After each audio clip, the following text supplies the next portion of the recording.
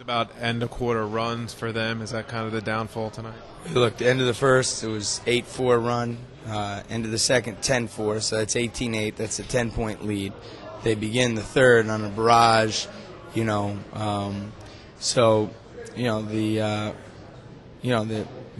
a good team. We obviously we made some mistakes on the defensive end. We end of that at the timeout, the 3-minute 2:59 timeout, the second quarter, it's 44-40 after Richard makes those two free throws, and we don't finish that up strong, and we made some coverage mistakes in that third that gave them separation. They made shots to make us pay, and then we started getting an offensive rhythm in that third quarter, but we could never get any stops. So I don't know what they shot in that third quarter. I know they wound up shooting 56% for the game, but we just especially on the road, you got to bring your defense with you, and we just had too many breakdowns. Oh, he changed the game. He changed the game. I think, you look at the extra possessions he got him towards the end of that first and second quarter, and 6 offensive rebounds.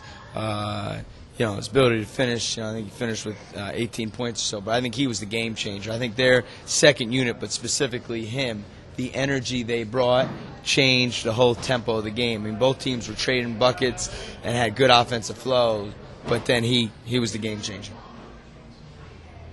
How much was the defense your mistakes or just their perfect execution?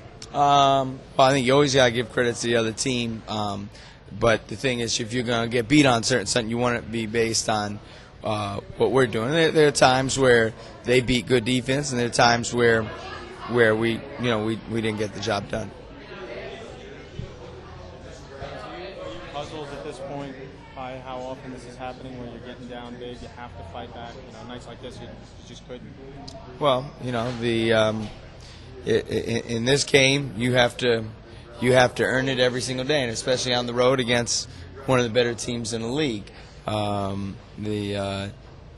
think we're all disappointed because we're all competitors. When you compete, regardless of what you do, when you lose, there's a really bad taste in your mouth. All we can do is continue to work at it and get better. Well, obviously, this is a very good team playing at home, but I mean, are you sort of just waiting for your team to just wake up from this period where they go through these funks? Well, I mean, this is a long process, and you can't wait for anything. There has to be a sense of urgency. I mean, there has to be every time that we take the floor, whether it's for shoot-around practice, games, there has to be a sense of urgency to want to do better. Everyone, from myself, you have to look from within to find out what you can do more to help the team. And I think that's the only way you get yourself out of a funk or in a bad way, because you go back, and this is how quickly things change, right? Utah, things couldn't look worse after that game. We come back, we win 3 in a row. Laker game, the type of feeling we had, and then just as quick as that, we lose to Memphis. So we're in a malaise to start the game against Philly, but that's how this league is for virtually every team. Things go from good to bad, bad to good. It's the teams that can, regardless of what's going on, when they step on the court, can stay together and collectively understand what their recipe is for winning and being committed to that through good and bad.